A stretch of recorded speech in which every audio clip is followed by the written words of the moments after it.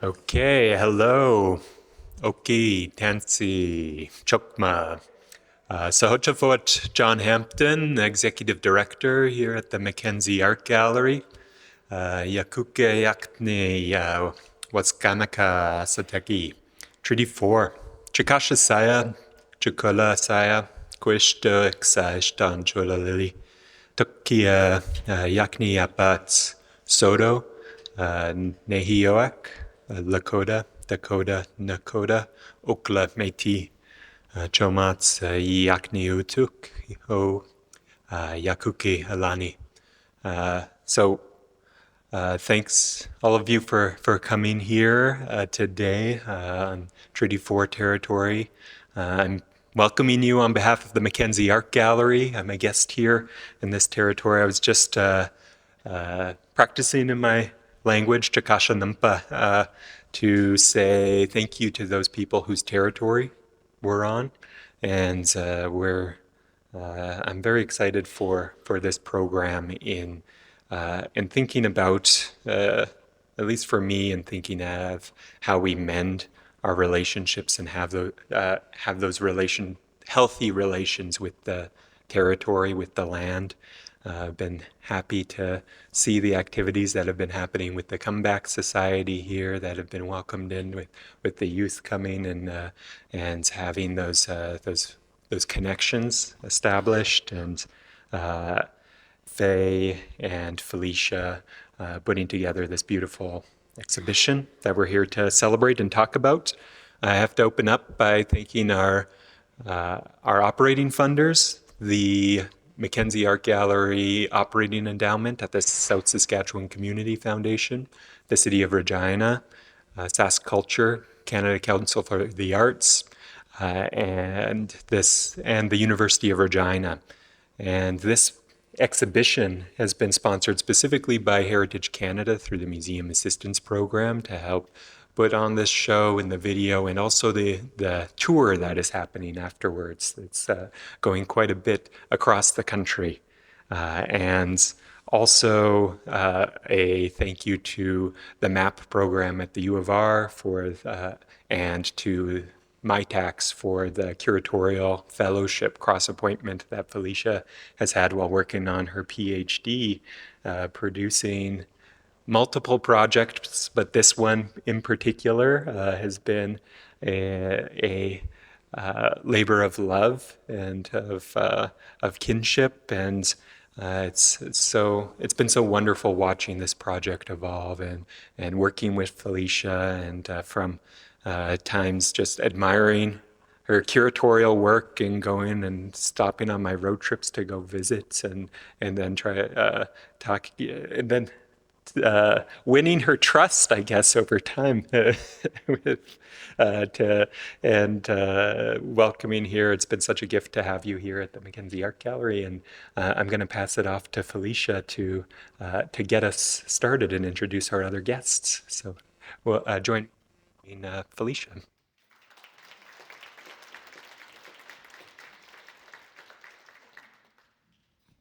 Thank you, John, for that. It's really nice.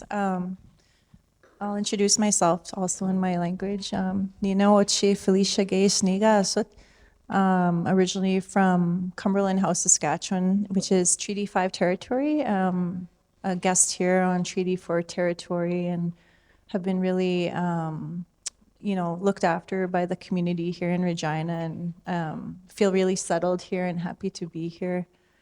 But long before my journey started here, I had a long-standing relationship with my community, and also my other home city of Saskatoon, where I was really grateful to meet Faye as a young woman, a young mom. And, you learn about someone in art history, and then you get to meet them and you pretend not to be starstruck. Well, that was me like years and years ago. But she makes you feel at home, she's such a wonderful person and just an amazing artist. So I feel super grateful to be able to actually listen through this process and learn a lot. And I also want to give a quick thank you to the Heavy Shield clan, and also to recognize the ones that couldn't be here. I've gotten to know a little bit her family, and they're such a laugh and they're such a close-knit family, and I just enjoy being around them. And their presence is really present in the show upstairs. I think you'll find. And then Christy Trinier, who's a wonderful friend and family friend to Faye and the Heavy Shield clan. And we're writing a publication for this show, which will be out for the second venue. And Christy wrote a really beautiful essay. And after I read her essay and realized like the deep connection she had with Faye, like it only seemed, like right that she come and have a conversation with me and Faye and not only talk about this project, but also interconnecting, because of course this show is interconnecting with lots of different other projects. I'll let you introduce yourself, Christy, and then we'll to Faye. Thank you. Oki nisto anagok ni tekte tabiaki. Thank you, Nixista, Faye, and Felicia Gay, and the Mackenzie Gallery, and John, and all of the staff for your invitation, and to be here amongst Faye's family that traveled so far. Haley, Henry, Marley, Star, and my mother Debbie also. And thank you for the opportunity to think through Faye's practice and to write. And the essay that I wrote was written on unceded territory in Musqueam, Squamish, Tsleil-Waututh, and what we now know as Vancouver. And to see the work upstairs has been really, I told Faye when I sat down just now, significant. So it's a very special day. Thank you for the introduction. Yeah.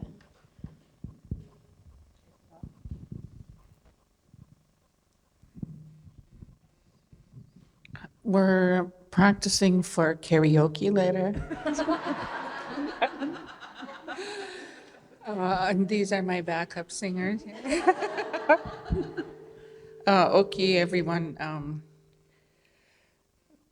Thank you for your hospitality here. I've been asked a few times in this last few days, how does it feel to be having a retrospective? And I can't really answer that, I guess, in all honesty, because truthfully, I don't know. It's, I think people are asking, like, how do I feel? But it's not really, I've never really thought of it as being about me, but I am really thankful for my art, because that's what, brought me here. That's what my children and grandchildren grew up around. And so I consider it, Blackfoot is my first language, and I would have to say art is my second language. So sometimes with English, even though I learned it early on from 6 years old and on, there are still times where I have to think of a word in English that will describe something. And a lot of times, I think quite a few times, I've had to ask my son Henry, is this how you pronounce it, before I go out and use it? I'll ask him how I pronounce an English word that I don't use very often. But I like to think of art as a language, and I told that to the youth that came to visit, and I'm so thankful to the Comeback Society. I really acknowledge your work. I think today was a really lively and lovely afternoon for all of us, and it did enhance, I think, body of land. Also, I guess I'll thank family for coming. Christy, a longtime friend, and of course now she is family. An advocate, true advocate for not only art and artists, but for compassion, for empathy. And so she traveled from Vancouver, her mom, Debbie. I just want to, I guess, take a little bit of time here to brag about when we got here yesterday. We all arrived, well, they arrived, my family arrived yesterday, and we had a meal together in the evening, and it was like a birthday party. You know, I just kept getting gifts, and I was thinking, what am I going to do? But Debbie sewed me a coat. And nobody's ever done that. So these earrings are from my son Henry and Star. And I got a plushy, what's the name of the, Pasheen? Is it not Pasheen? I got that from Marley. And so, and a big fuzzy blanket from Christy. So it just, I'm not complaining. They just kept coming. So I guess in a sense, that's what I feel about this retrospective is that I feel so blessed that, yes, we're here for the art, but also it proves to me how much my art is about family, and about blood. And it just means that when you speak any language, if it comes from the heart, then it projects itself. And thank you, Felicia, and thanks to your kids. So I guess for introductions, I almost forgot. Whenever I visit someplace, I speak Blackfoot by saying my father's name, Akohkitupi. And Blackfoot, especially that word, Akohkitupi, has never been heard in this place before. But I know words have a physical presence, and so Akohkitupi will know that his name has been said here. And same with my mom's name, Isitaki. And I feel honored that sometimes when people ask if I do have a Blackfoot name, I say that I try to carry hers. So, Nishtuan Nagok Isitaki. And thank you all for coming and listening.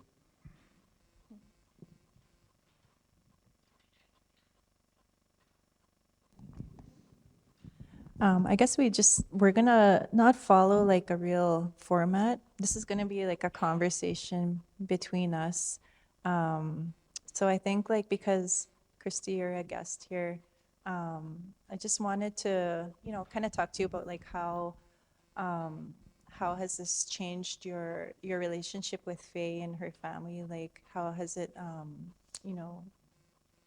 with your curation, has it made it develop and enhanced it? And because I find it has with me, like a lot of my curatorial work, like I didn't go to school to learn curation. I ran a small artist run center in inner city in Saskatoon, and Faye actually did a series.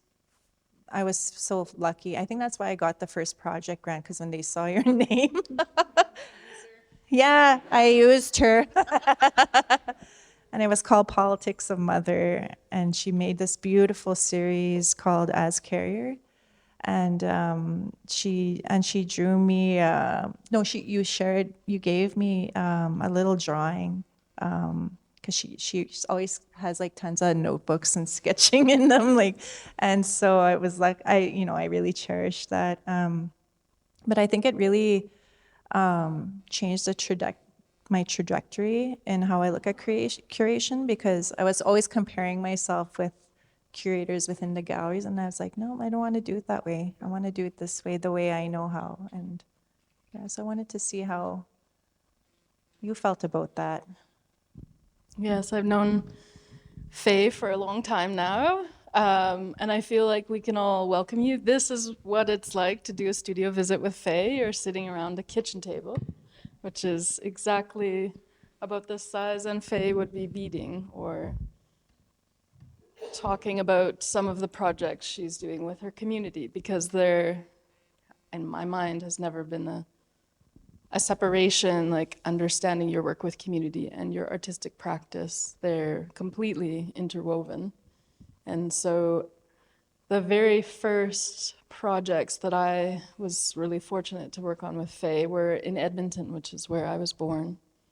And I don't know if a lot of people know, but sound is quite an important part of Faye's practice. And I grew up and was a sound artist years ago. I also didn't study curating, and so really Faye's work had a huge impact on me as well, because it has a lot of information about how to listen to different types of entities and things that produce sound and produce memory in different ways. So, and one of those was listening to landscape, listening to a bridge, listening to the way air moved around objects. And those are some of the conversations we had early on. And those conversations have informed, all of my research since.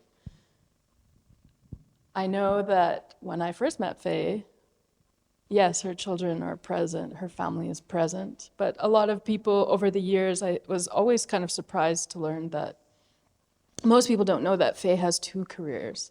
And one is, working, supporting youth in the Kainai community in southern Alberta, connecting with culture and receiving supports. And it's a big job. And her artistic career is in parallel to that. But when I first went down south to southern Alberta and went to Standoff, people know Faye as a Hev Shield and not as an artist, really. They know her because of her community work, and they know the Heavy Shields because being a Heavy Shield is being a certain type of person in the community that gives back and protects others, and that's how it's always been.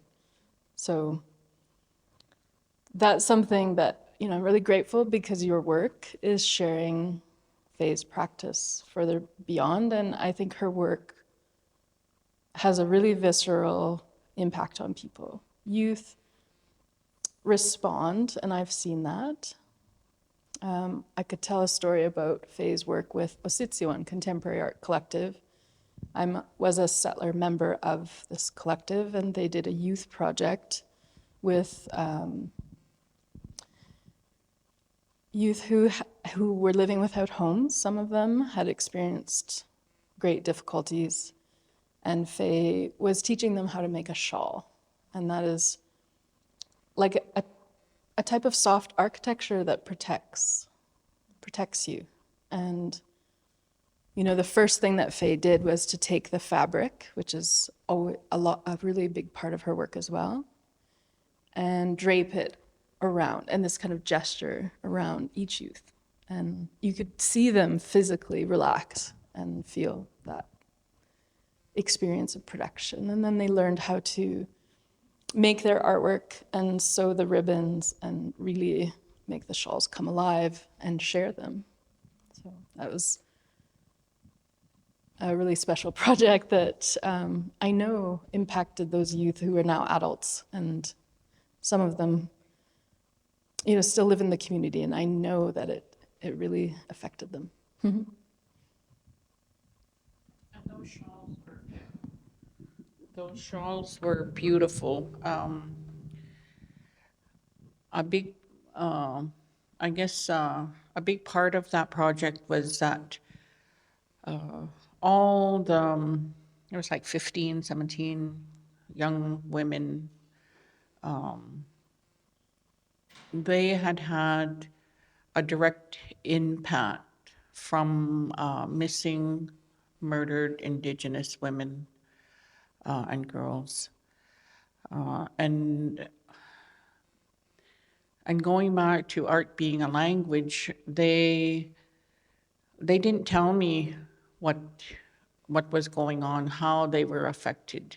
They were given this canvas, and slowly, as they put flowers on there or they started painting them, then they started to feel, I guess, maybe comfortable that, okay, well, I've said this by placing this flower or this bumblebee on this shawl.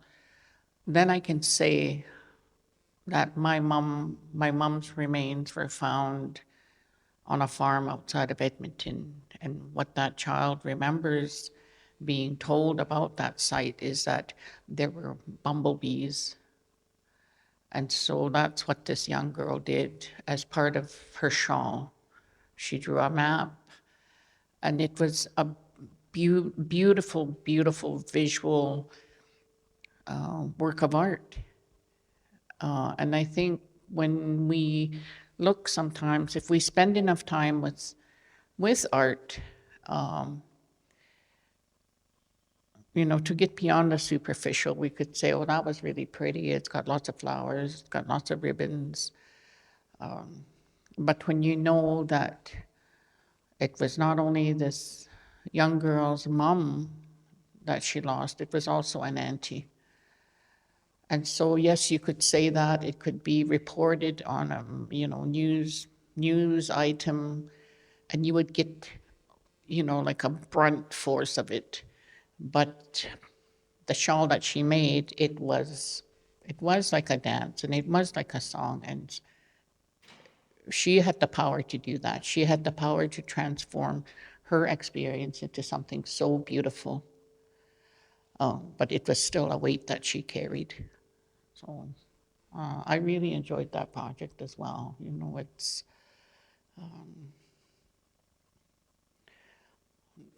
just speaks to possibilities, potential, all that, gentility, compassion. I know Faye talked about that project with the kids today. And I think one of the things I really wanted the kids to understand is that to show them artists in our, you know, in our nations, and how I think a lot of our kids, whether they're not in community or in community, what's familiar to them is like the way Native folks tell stories and laugh. Big in my family, all the women have really big witchy laughs, and they throw their heads right back. And you know, it's really healing to go home and listen to funny stories or listen to heartbreaking stories. But one thing I really learned from Faye is that through her work, that our stories are really embedded inside the land too. And I kind of did this little experiment with Zoe, my daughter, my oldest daughter, and my mom, because my mom gifted me a story that I shared with Faye. She was the first person I shared this story about Grandfather Robin with, and I was kind of thinking about how particular stories belong to particular places, right? And so Mom and I built, and Zoe built this nest in the middle of the forest in Cumberland House. But, you know, like that's, her work inspired Mom and I and my daughter to do that. And it was, it's almost like we were performing the story too, like, you know what I mean? And it was just like, yeah, I've listened to the story, you know, but now I'm really understanding, like viscerally, that this story belongs here and is about our children and our women and our grief. And yeah, it was just, and that's something like that, you didn't tell me to do, but it inspired me and pointed me to that understanding. And I learned it on my own with mom. So yeah, it's like that's the power of art. You know, people think it's just, you know, you go to a gallery and look at some art. It's much more powerful than that. It's alive, you know? Yeah. Like looking upstairs at some of Faye's works, I can recognize the view from Faye's kitchen very clearly. And Faye lives in her grandmother's house, Samichikana, Kate, 3 persons. And that's a view that many women have looked through, all the women in the family that visit Faye. And we were talking a little bit about one of Faye's projects, and she was talking about kind of that a visit or when someone comes to your home, you always give or begin with food. That's always what's offered first. And no matter what was happening or whatever was difficult in any age in her life, there was always food offered to anyone who walked through the door. And that's a part of like a good visit. It goes around, it's shared to the whole community. It transfers. There's a transference that happens. And so I think an important part of each of Faye's artworks is this element of transience or transference. So something is transferred from the place and the person that Faye is, where she's from, and her family, to the work, and then onwards, and it also continues. And so that transference is as much of a medium as the materials that Faye works with, which might sometimes seem minimal or simple. And maybe you could talk a little bit about that view, because there is also a work that has just been ongoing, which is a continuous photographic project that, again, talking about Faye's work extending beyond kind of time boundaries, has continued unfolding for a very long time, decades at this point. Maybe you'd like to talk about that project.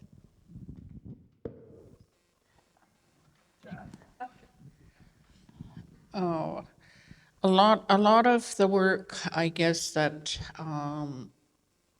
I find myself exploring does have to do with time. And, you know, I told the youth a little bit about that part of the process, that,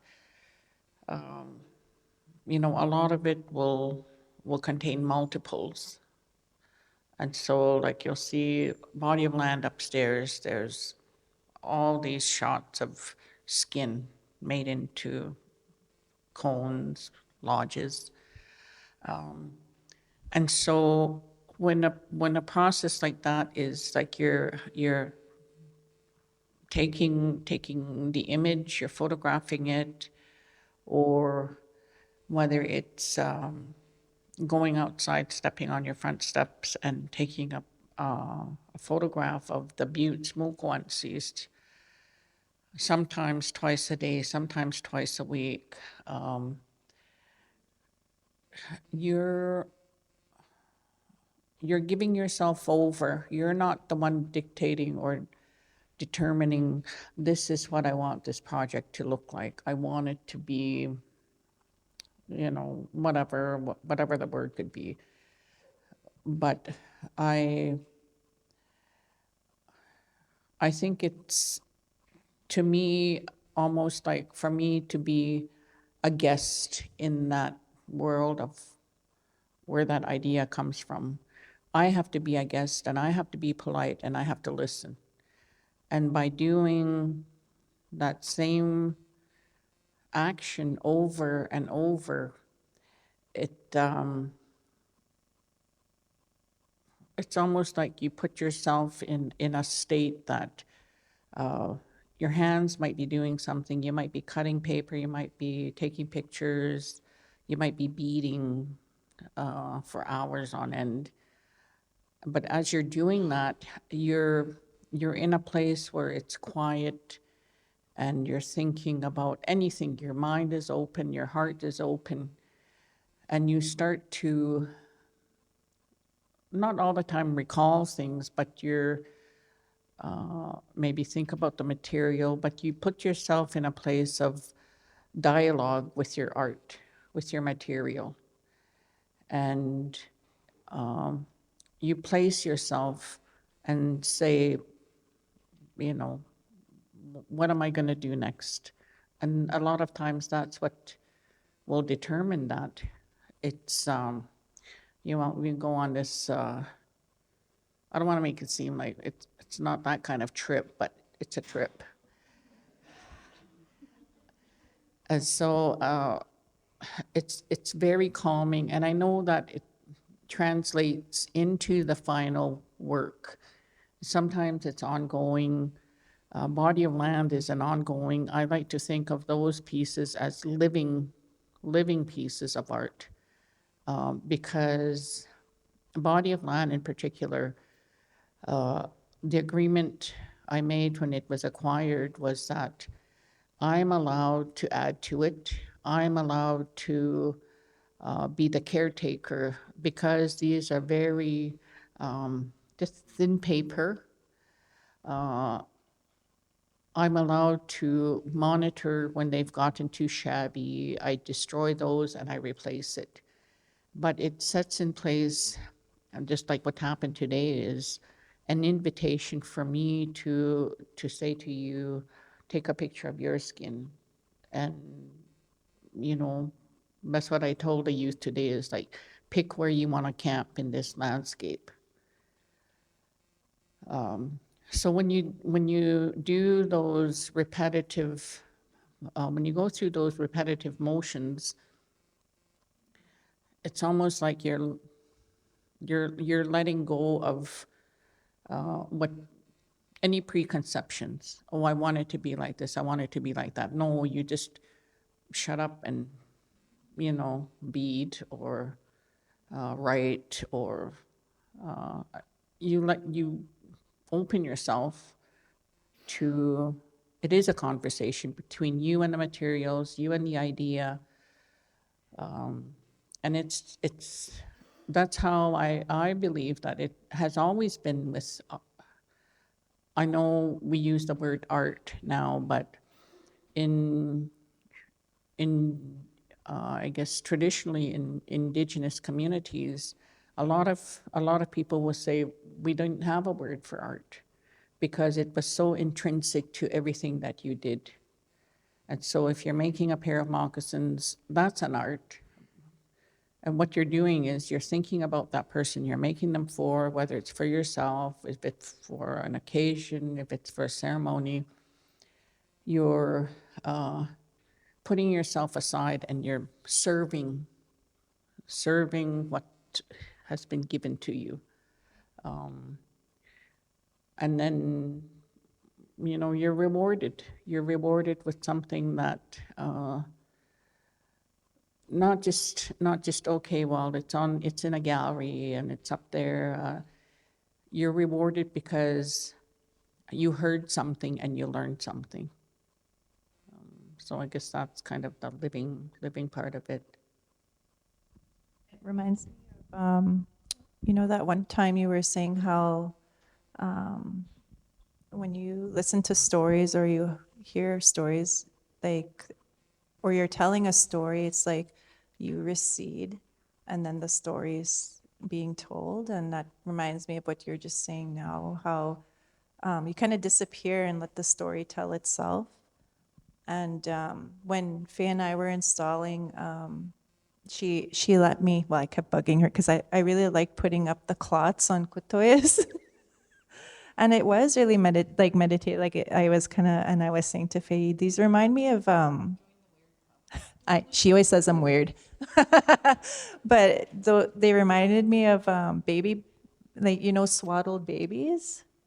And then later, I didn't tell you, it also reminded me of, so Cumberland House, well, Faye's been to visit my family and she's been to Cumberland, but it's an island on the Saskatchewan River.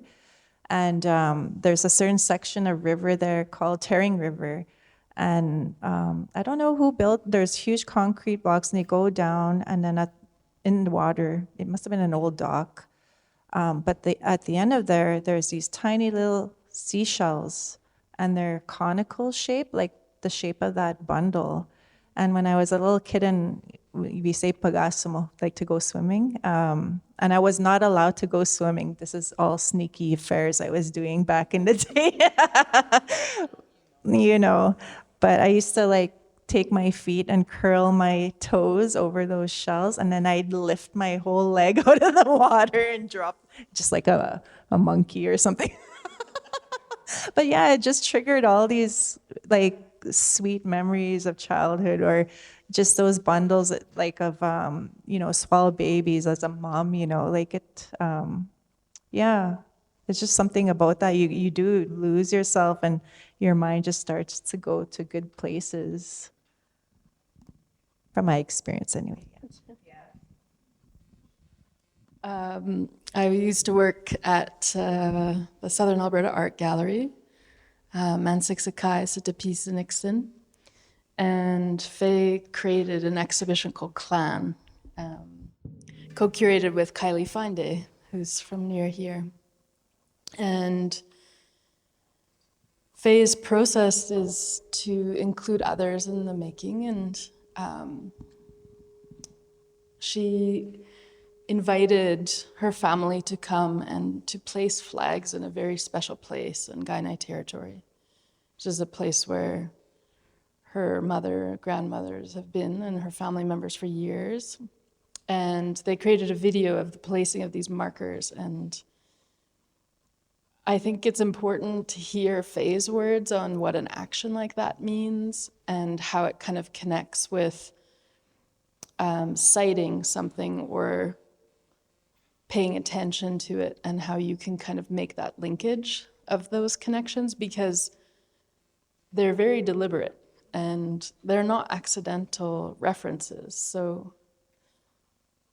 Faye's work sometimes may appear like it's minimal or that it kind of has these different references, but she's very in control of what she intends for people to experience. I think that's an important part. It's not accidental, those important connections that lots of people connect with through your work. But in this exhibition, Clan, maybe you could tell a little bit, Faye, about the difference between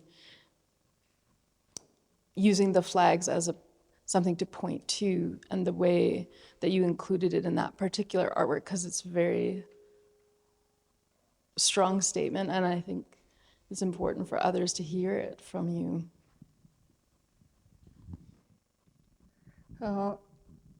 That clan is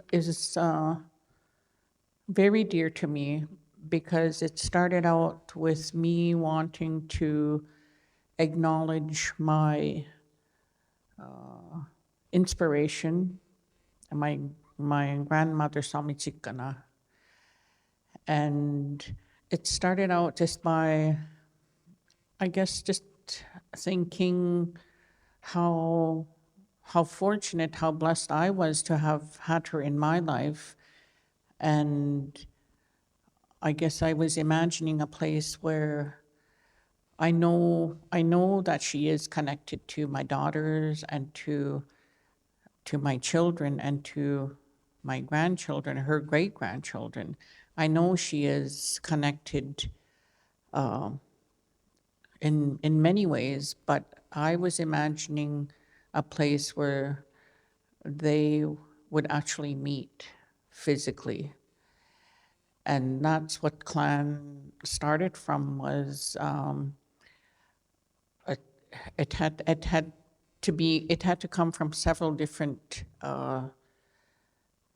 places. And so one of them was the portrait of Samichikana, and it was a studio portrait, one that was not in our family. It was taken from the Glenbow archives.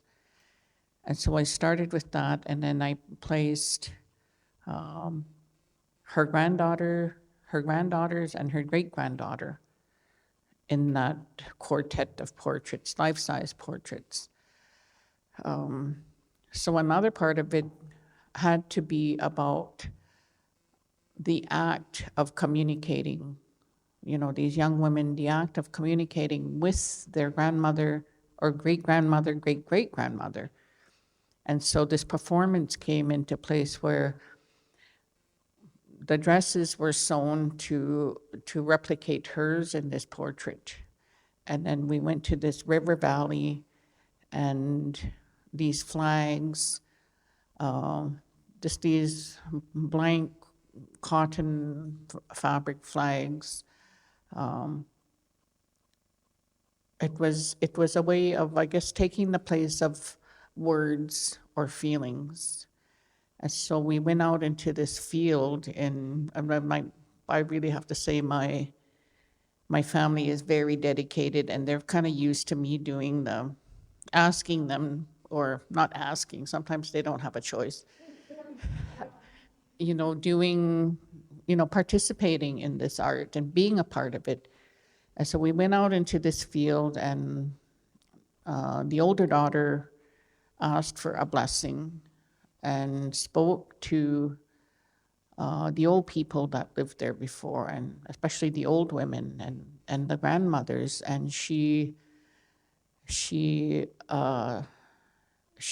spoke out loud to them, and she said, "We're not here to disturb this place. We're here for a blessing, and we just want to communicate with you. And we ask for your blessing, and we will leave this place the way we found it." And so my granddaughters and my daughters went out into this field, and they had these flags, and that's the performance, is that they just kept going out with a flag, and they would plant it. And I don't know, I never did ask. You could maybe ask Marley or Haley that, what were you saying when you planted those flags? But it was a very private conversation, communication, not just with my grandmother, but with the grandmothers and the original, I guess, hey, you would have to say OG, the original grandmother, the land. Because that's what it came to be, is that we're not going to disturb, we're going to leave it the way we found it, and we respect that we're continuing to live through you. And so that clan had included, the performance. It was documented in a video, but that's where these simple things like a flag can say, I didn't tell them what to say. I didn't tell them where to plant it. They went out, and whatever message they had and whatever they asked to receive, that's what it, I guess, was, I don't want to say symbolized, because it was the actual thing, so it wasn't a symbol, it was that. It was, that conversation that took place.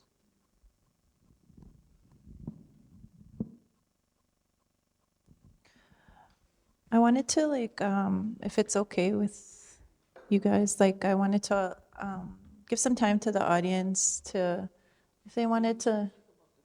Yeah, well, not that, but we're okay. Hey, guys.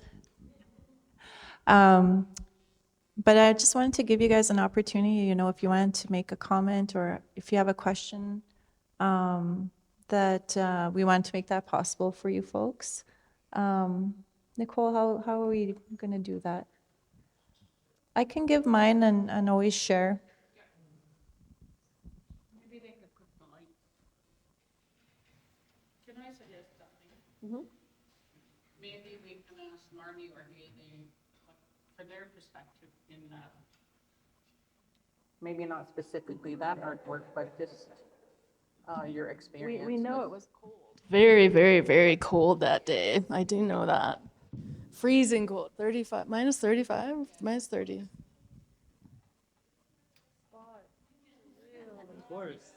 Jeez. I should be. Um, the primary thing I remember from that experience is the weather. I know it doesn't look that cold in the photos, but it was bitterly cold. I think it was February when we did that, when we had that communication. Um,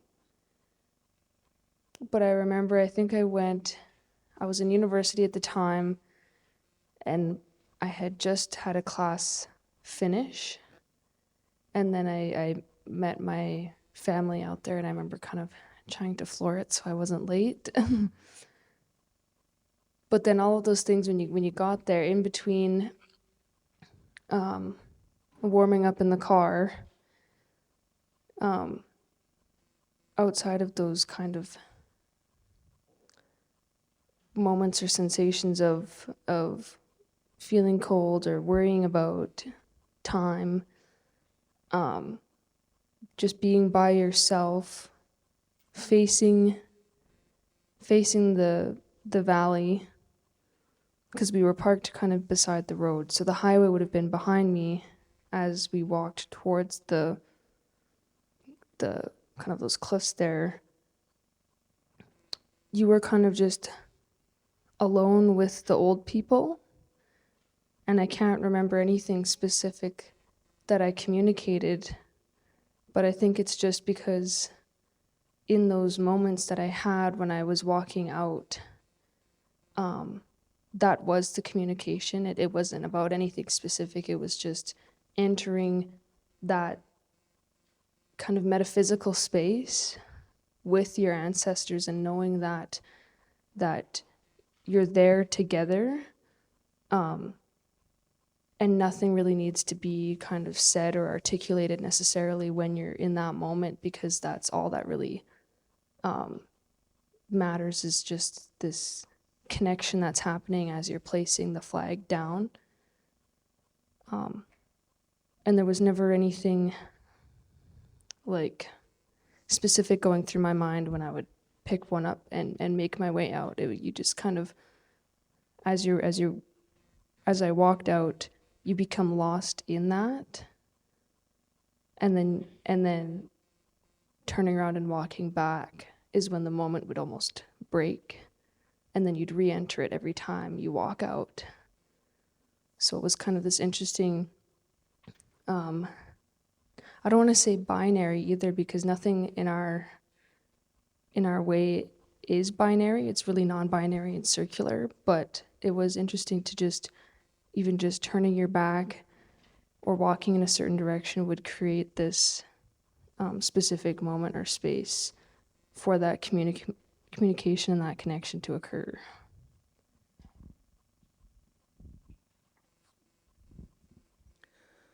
Well, you said it, just what she said. Ditto. No, I did want to just make a comment that growing up, ever since I was little, like to see these pieces that are now, from the early 80s. And I was just a little kid and watching you, make art. It's had a huge, impact on me, and kind of the bravery that it took to just follow your heart and become an artist has been really inspiring. And I was really fortunate enough to go to the National Gallery and see They Are Dancing when we had, and I took Marley, which is now being made into a children's book. My grandma is an artist that I'm writing and illustrating.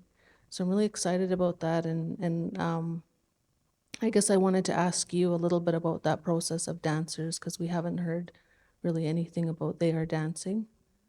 So just your process there, because I remember you two making those, and it did seem like you were in your own space when you're making that, but if you can talk a little bit about that.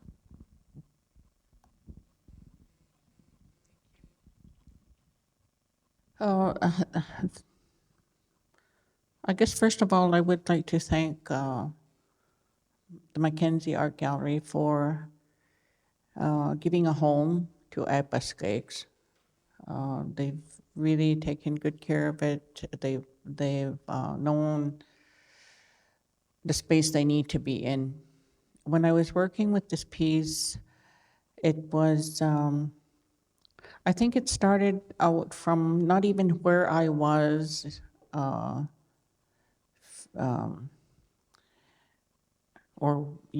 I was in the present. It was more about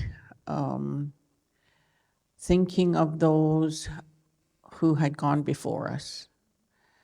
And, you know, I think it's especially relevant now that we've come through this, I don't know what to call it, like a tunnel of isolation or something this last couple of years, where, you know, things continue to happen.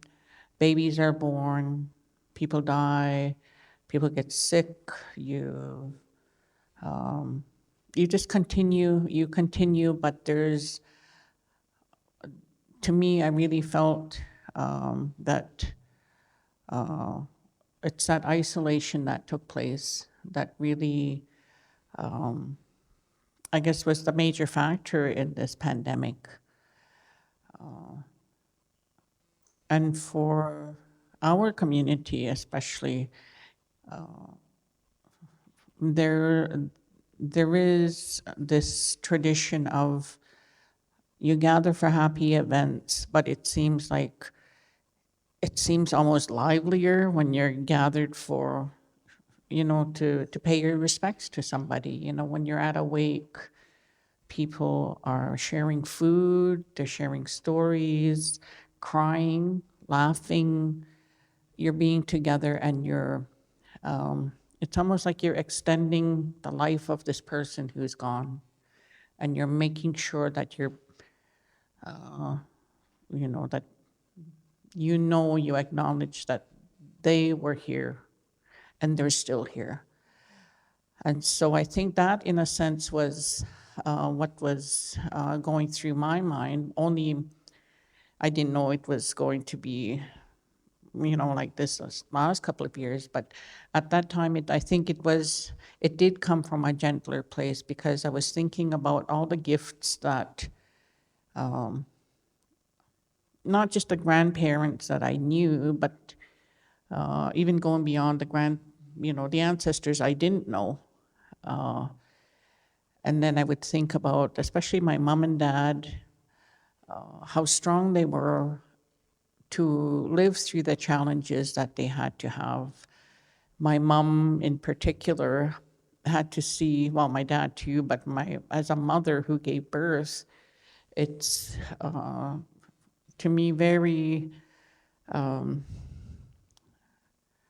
intense, I guess, knowing that she knew that when your child is 5, 6 years old, they're not going to be in your home anymore. They're not going to be in your care. You're not going to know them. They're not going to know you every day. So those were the things: poverty, hard work, but living through that. And my parents were not angry people.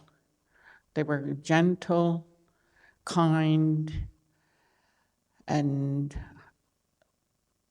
I never sensed any resentment at the trials that were put before them. And my mother, I think the strongest message that I have in my mind from her is that her saying in Blackfoot, you don't give up. Meaning to say it's not an option.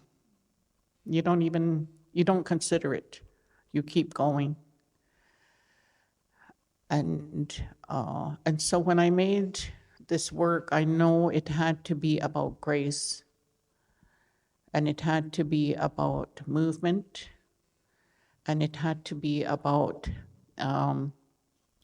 a connection from the past to the present. And so you'll notice that, you know, these Gangshi Epa Scouts, when you encounter them, you're sending a message with your body, you're pushing that air forward. And they're receiving it, and then they dance for you, or you dance with them. So that's really what it was. A really, even though it came from a place of you know, they're not with us anymore, but they are still with us, and that's what we carry. And so I guess to give thanks for that, to be grateful for that, but always to remember that it's about grace. I mean, you can be having the shittiest day of your life, but you go forward. And you cheated. You were supposed to ask. You were supposed to say something about you, not ask me something.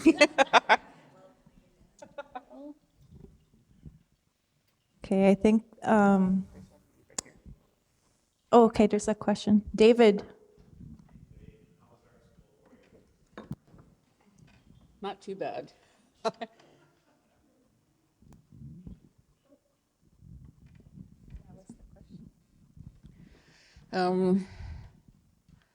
I think I would have to say it was an adventure,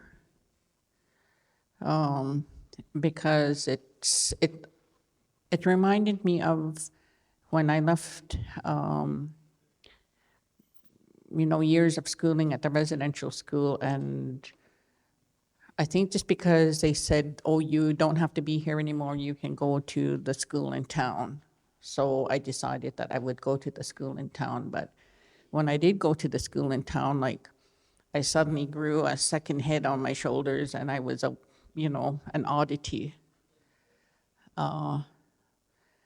And maybe it was not that, to that extent, when I went to, you know, for formal art training, but it was still, I was still very different, I guess, by those standards that were in place. I was, at 30 years of age, I was considered a mature student, and a woman that was double whammy, triple whammy. You're a 30-year-old Indigenous woman, single parent.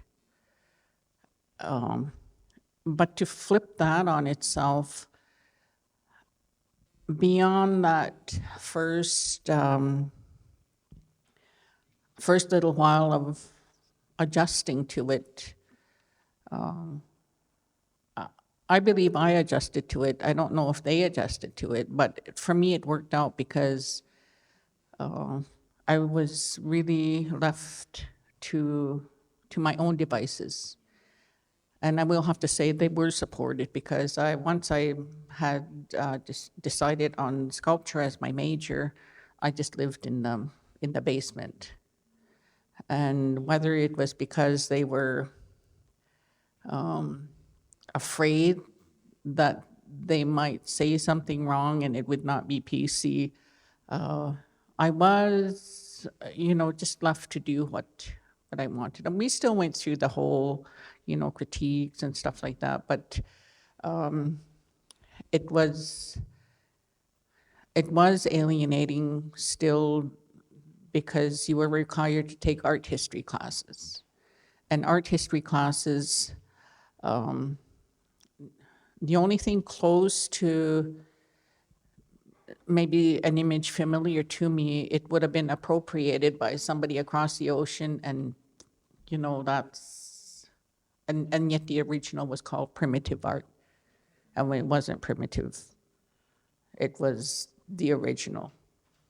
And so those were the things that I sort of, I guess, contended with to some extent. And Haley, that's how far back, how long ago I was at the art college.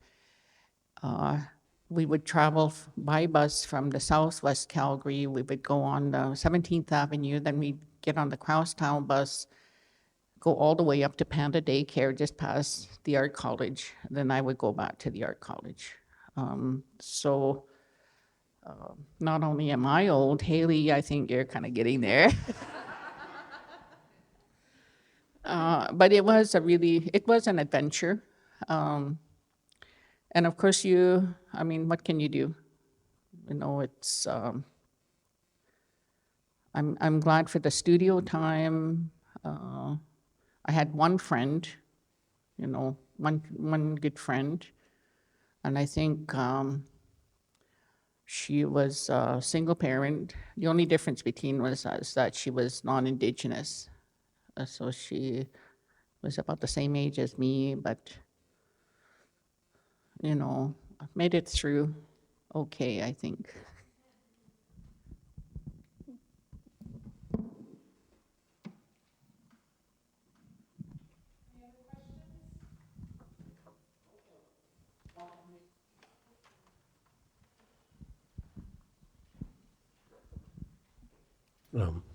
Thank you. I just had, well, one comment first when you were talking about they are dancing and the people that, you know, aren't here with us. I did just want to say, like, thank you to them, to acknowledge them, because, like, my mom has been making art for a very long time, and basically, you know, everyone that comes into her life, you know, they become a part of it, and they gain something from it. And a lot of those people, you know, they're not with us here today, but just kind of getting a sneak peek earlier upstairs, like I did feel like there's family up there. And I just wanted to say, like, that's a real gift, like, to everyone. And then just to piggyback off the last question, I guess just thinking about, like, the next generation of artists, and, you know, I guess there's younger artists in the room now too.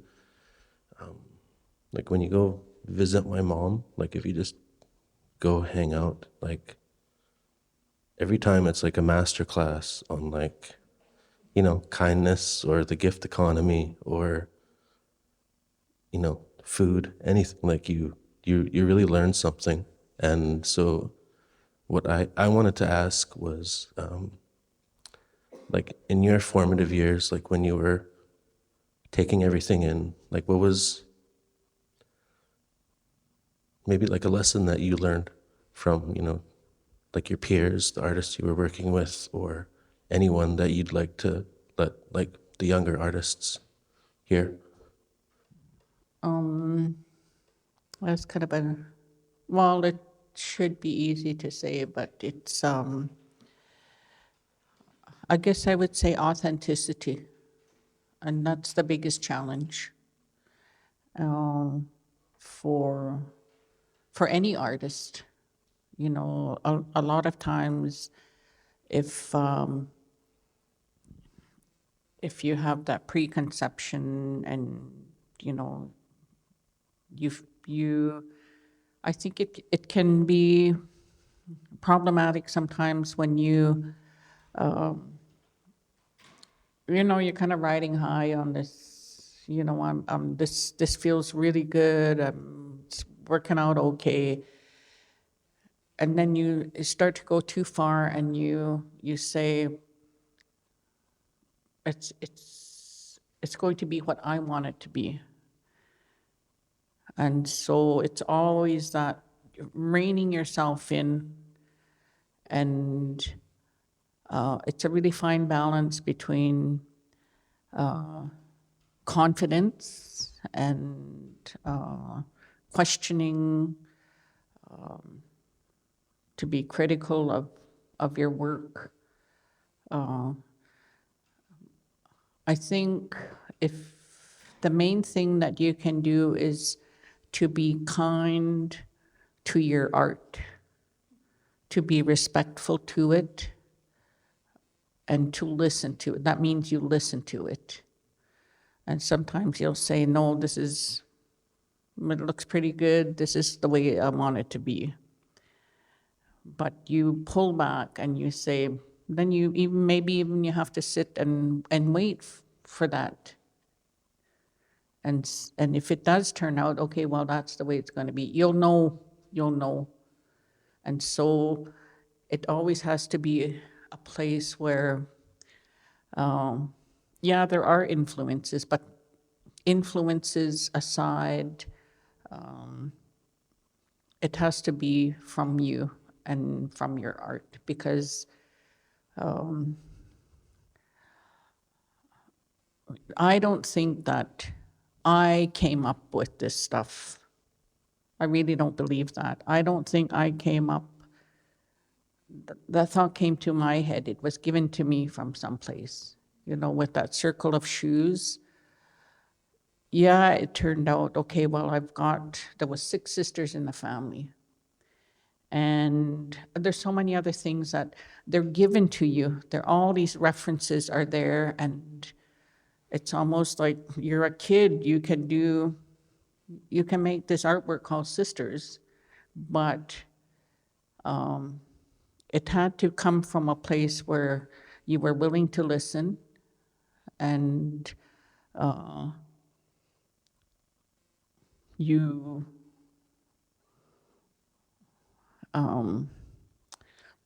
you didn't listen to anything outside yourself, or you didn't listen to something that would say, that looks pretty good, So it's always about that authenticity, truth to yourself, truth to your art.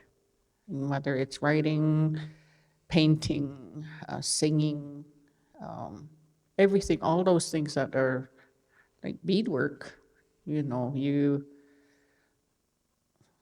yeah, I know you come out with a design, but there should be a time where if it feels that, okay, well, maybe I should be making this line to go someplace, or it should be a different color, just sit and listen to it. Don't say, no, this is what I want, So I think that to me it's worked for me.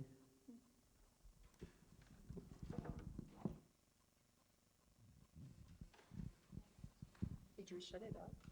No, I think it's still on. Oh. I want this one. I just want to say how much I appreciate everyone coming out tonight, and especially to Faye and Christy and her family. I know I've said it already, but one last thing I wanted to say before we end, and I just want to dedicate the show to my mom, and I hope you enjoy, and I'd love to hear feedback. I know Faye would, and just really thankful for all of you that are here to share this moment with us. And so proud of you, Faye. I learned so much through this exhibition. It's so true. I'll just say one thing about beadwork.